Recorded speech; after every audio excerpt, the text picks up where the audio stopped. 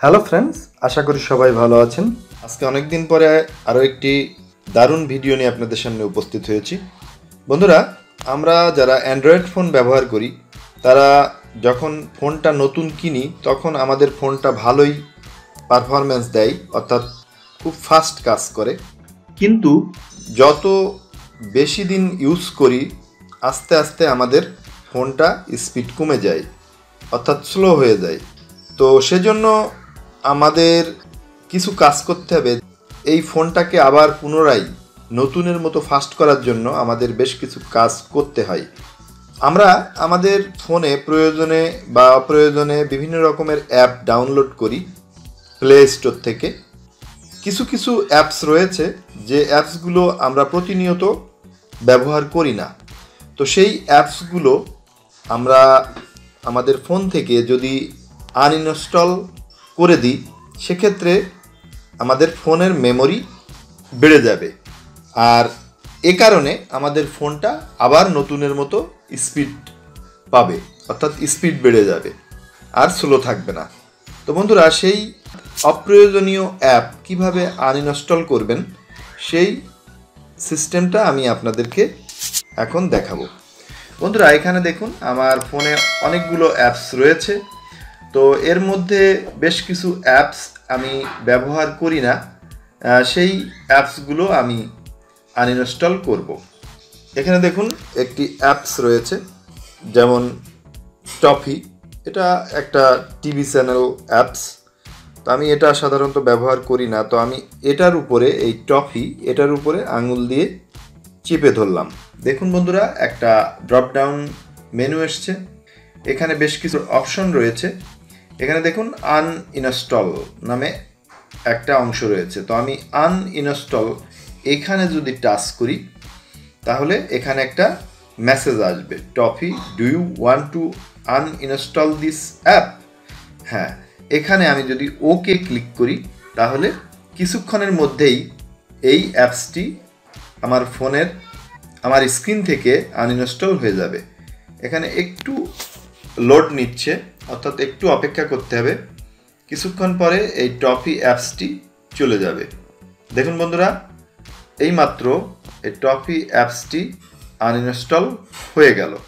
তো এভাবে আমাদের অপ্রয়োজনীয় যে অ্যাপসগুলো রয়েছে আমাদের ফোনে, সেই অ্যাপসগুলো আমরা আনইনস্টল করে দেব। এটা ফোনের স্পিড বাড়ানোর প্রথম একটি উপায়।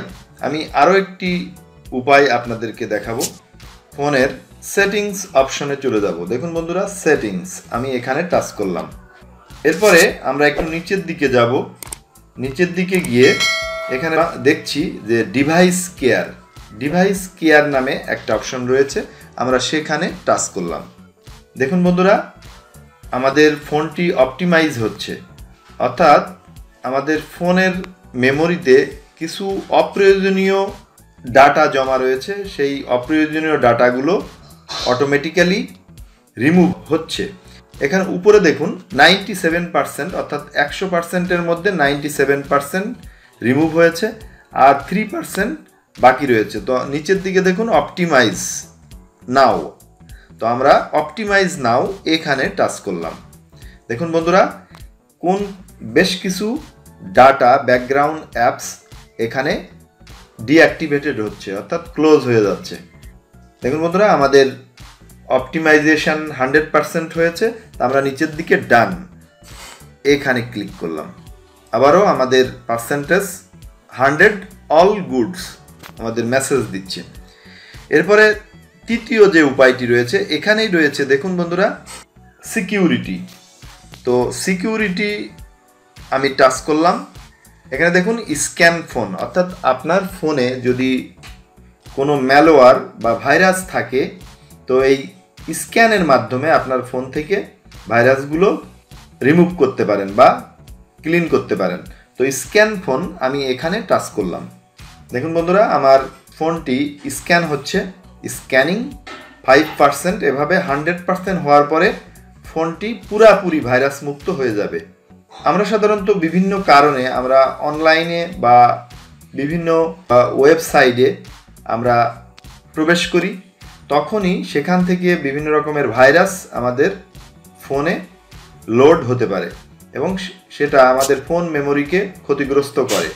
তো এভাবে স্ক্যান করে আপনি আপনার ফোনকে আরও সুপার ফাস্ট করে নিতে পারেন। অর্থাৎ ফোনে যদি কোনো ভাইরাস না থাকে আপনার ফোনের স্পিড আরও বেড়ে যাবে। প্রত্যেকটা অ্যাপ আলাদা আলাদাভাবে এখানে স্ক্যান হচ্ছে। দেখুন বন্ধুরা, আলট্রা ডাটা সেভিং মোড এবং Google play movies and TV এটা অলরেডি ভাইরাস মুক্ত হয়েছে। এরপরে আসছে টাইম জোন আপডেটার, এটাও ভাইরাস ক্লিন, ভাইরাস মুক্ত হলো। 90% এখানে দেখাচ্ছে। যতক্ষণ না পর্যন্ত ফোনটি পুরাপুরি ভাইরাস মুক্ত না হবে ততক্ষণ এখানে স্ক্যান চলতে থাকবে। এখানে দেখুন স্যামসাং টাইম জোন ডেটা, এখানে 14% আমার ভাইরাস মুক্ত দেখাচ্ছে। এটা একটু সময় লাগতে পারে, আপনারা ধৈর্য ধরে এভাবে আপনার ফোনটি স্ক্যান করে নেবেন। এরপরে রয়েছে দেখুন স্যামসাং নোটস অ্যাডন্স ক্যালকুলেটর, অর্থাৎ প্রত্যেকটা অ্যাপ এখান থেকে স্ক্যান করে ভাইরাস মুক্ত হয়ে যাচ্ছে। 23% হয়েছে, এখানে একটু সময় লাগবে। আপনারা ধৈর্য ধরে ফোনটি পুরাপুরি স্ক্যান না হওয়া পর্যন্ত এই অপশন থেকে এক্সিট করবেন না, অর্থাৎ এই অপশন লিভ করবেন না। যতক্ষণ না পর্যন্ত 100% আপনার ফোনটি ভাইরাস মুক্ত হচ্ছে ততক্ষণ এভাবে অপেক্ষা করবেন। এরপরে আসছে রিদমিক ক্লাসিক কিবোর্ড, 28% হয়েছে।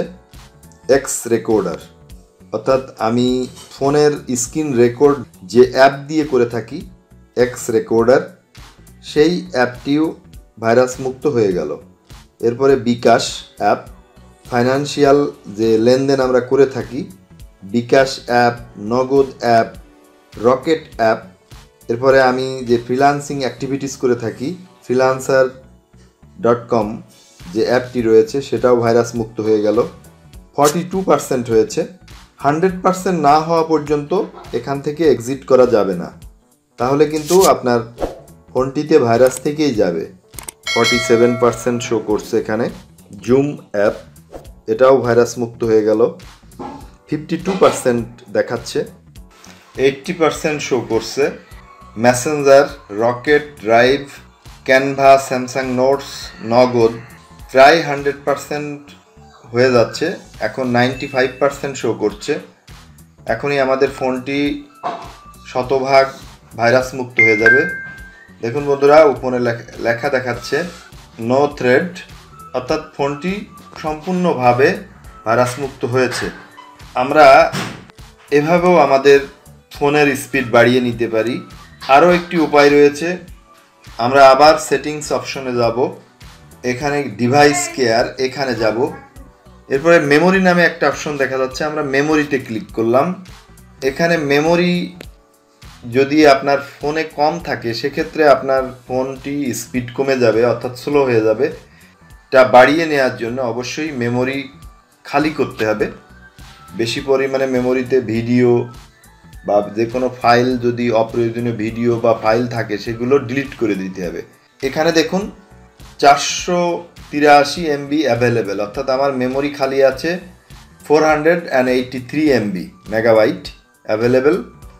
তো যথেষ্ট পরিমাণ মেমোরি এখানে খালি রয়েছে। তো এভাবে আপনারা আপনাদের ফোনটিকে সুপার ফাস্ট করে নিতে পারেন। যদি পুরাতন ফোন হয়ে থাকে সেক্ষেত্রে আমরা ব্যবহার করতে করতে এর স্পিড কমে যায়।